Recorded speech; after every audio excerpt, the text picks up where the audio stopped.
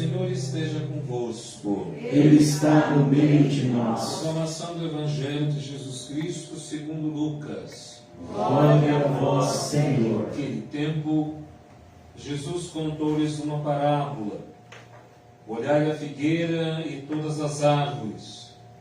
Quando vedes que elas estão dando brotos, logo sabeis que o verão está perto. Vós também, quando virdes acontecer essas coisas, ficais sabendo que o reino de Deus está perto. Em verdade eu vos digo, tudo isso vai acontecer antes que passe essa geração. O céu e a terra passarão, mas as minhas palavras não hão de passar. Palavra da salvação. Glória a vós, Senhor.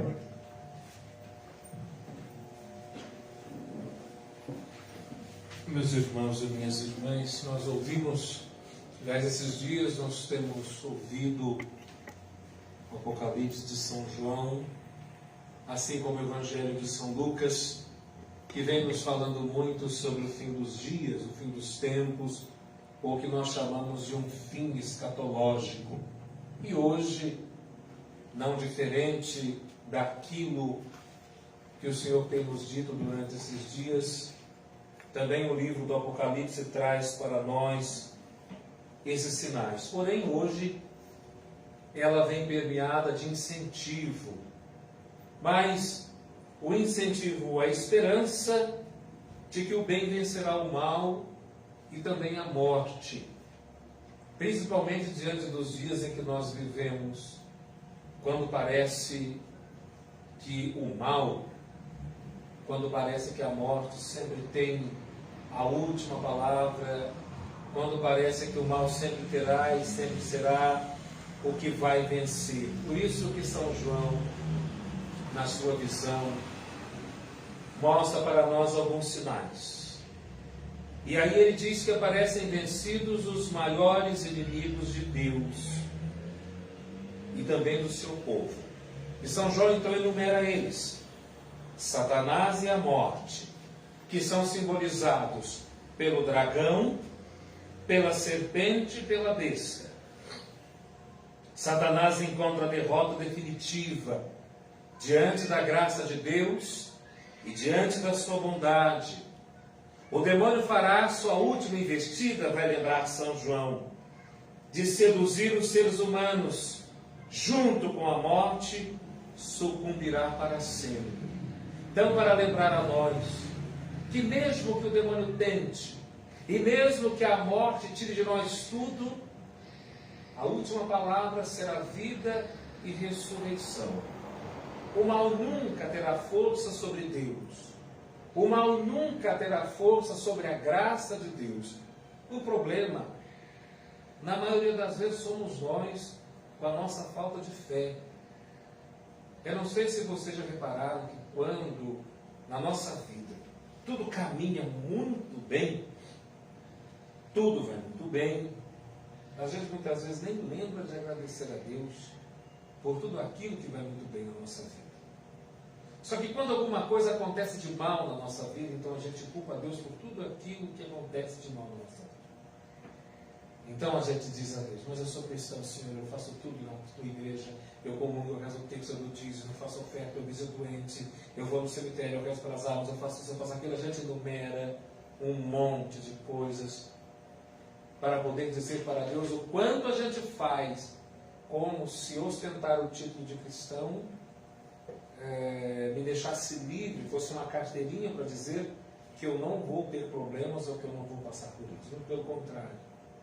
É nessas horas que nós temos que ter esperança e mostrar para o mal e mostrar para a morte que eles nunca terão a última palavra, que a palavra sempre será vida, sempre será ressurreição. Como nós vemos aqui São João apresentar no Apocalipse. Por isso ele diz que haverá um julgamento, e cada um será julgado conforme a sua conduta. Os que são de Deus, tendo seus nomes escritos no livro da vida, viverão com o Senhor para sempre, na cidade do alto, a Jerusalém celeste. Os que não pertencem a Deus, ao seu Cristo, serão lançados no lago de fogo, pois os seus nomes não estão escritos no livro da vida. Então esta é a segunda e verdadeira morte, a morte eterna, distinta da morte biológica, a morte de quem em sua liberdade se decidiu contrariamente ao amor de Deus. Então aqui nós podemos pensar no inferno. E quem se condena a ele. Vocês já repararam que a gente não pensa mais no inferno? Vocês já pensaram nisso?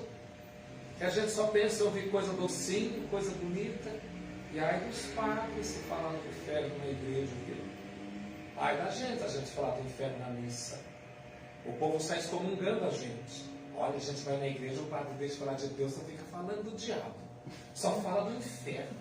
O padre hoje, dona fulana, falou que se a gente não rezar, a gente vai para o inferno de fato. Se você não fizer coisa boa, a gente vai para o inferno mesmo. Ah, mas Deus não perdoa todo mundo, Deus não é misericordioso, sim, mas não é bobo. A justiça de Deus a gente não consegue enganar. A gente pode rezar bilhões de terços. A gente pode comungar o dia inteiro. Mas se a gente não fazer valer a graça de Deus na nossa vida, isso é, se a gente não se converter, nenhuma das nossas práticas religiosas nos levarão ao céu. Nos garantirão o sinal da salvação. O que nos garante o sinal da salvação é a nossa adesão a Cristo. E o que faz nos perder a salvação é não aderir a Cristo. Então Deus não nos condena ao inferno, somos nós que nos autocondenamos. Quando nós deixamos de fazer aquilo que de fato, como cristãos, nós deveríamos fazer e não fazemos. Quando nós deixamos de praticar o amor, a caridade, a bondade, a misericórdia.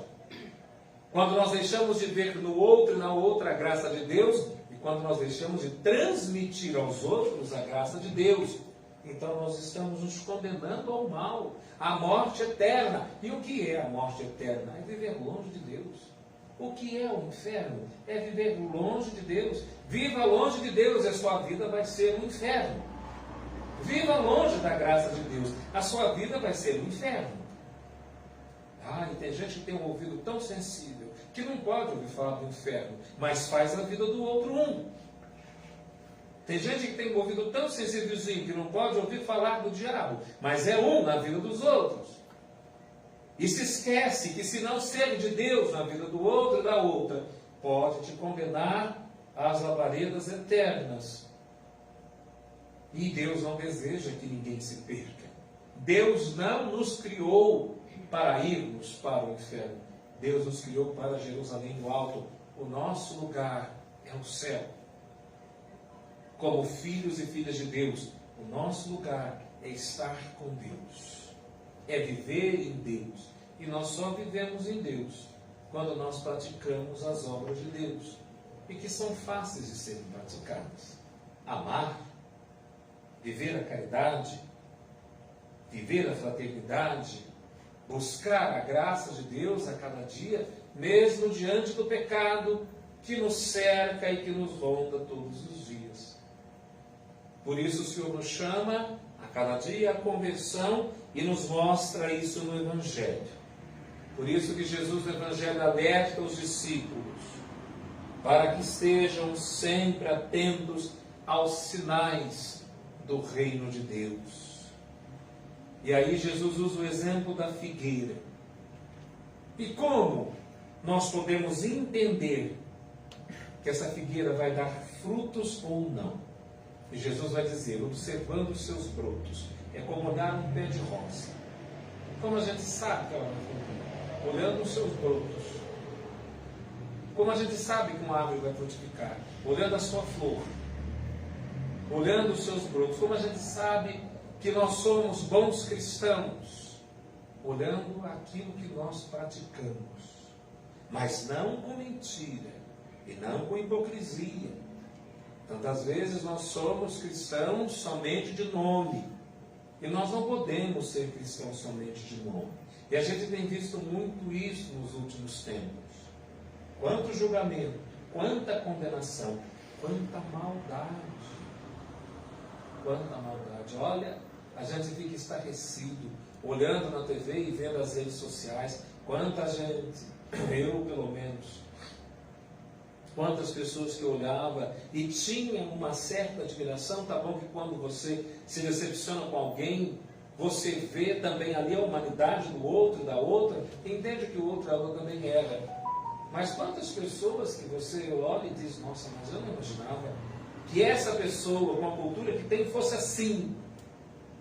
E aí você repara que de fato, o ser de Deus não é nada daquilo que mostra, não é nada daquilo que apresenta, não é nada daquilo que pinta. E nós não podemos ser cristãos mascarados.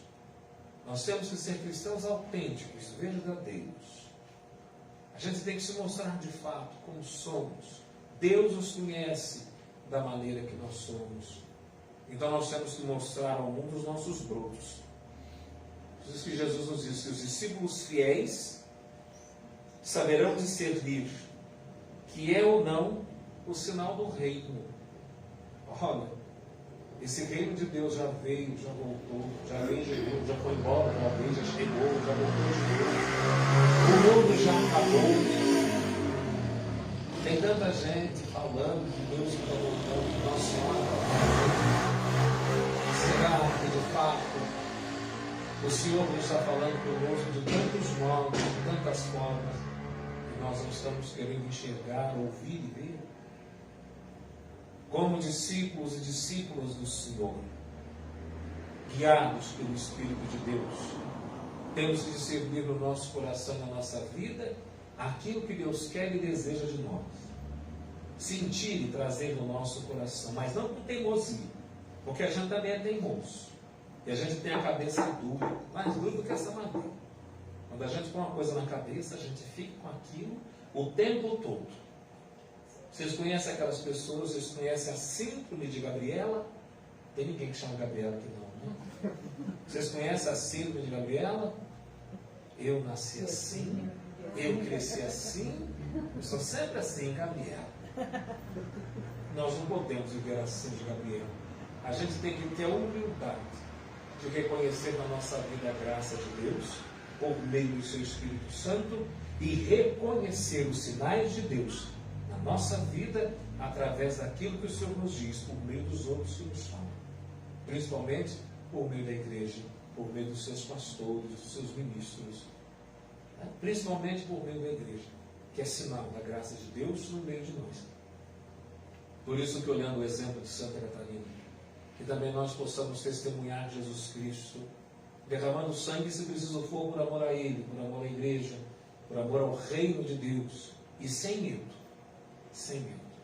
Que diante das perseguições que nós sofremos, que nós não tenhamos medo de proclamar Jesus como o Senhor da nossa vida, da nossa história e da nossa existência. Que na nossa vida viva sempre Jesus, que Ele possa reinar sempre no nosso coração, e que seja sempre Ele o Senhor da nossa existência e da nossa caminhada do nosso ser cristão. Louvado seja nosso Senhor Jesus Cristo. Para sempre seja louvado. Vamos agora apresentar a bondade de Deus junto dos dons do pão.